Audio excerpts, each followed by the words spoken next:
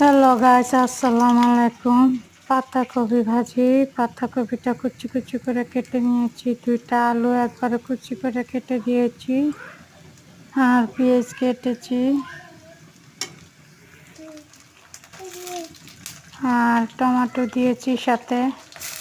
তো আশা করি এভাবে করে মনে করেন আমি সাদাই করেছি, আমি হলুদ দিই নি এটার ভিতরে।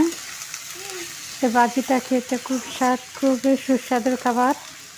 মানে আমার কাছে মজা লাগে, আমাদের বাচ্চারাও খায়। বাচ্চারা আমরা জাল কম দিয়েছি, তো হালকা জাল দিয়েছি। আশা করি সবার কাছে ভালো লাগবে ভিডিওটা। আসলে এইভাবে করে সাদা সাদা ভাজি খেতে গেলে মনে করেন কোনো সমস্যা হয় না, আপনার জন্ডিসও হবে না। সাদা ভাজিতে গ্যাস্ট্রিকের মানে সব দিক দিয়ে কিন্তু তেলটা কম দিতে হয়, কিন্তু আমি একটু তেল বেশি দিয়ে দিচ্ছি, এই কারণে বাঁধাকপিতে তেল টানে বেশি। আর মনে করেন তেল না দিলে বাঁধাকপি স্বাদ লাগে না, যে কোনো কিছু মনে করেন এটা।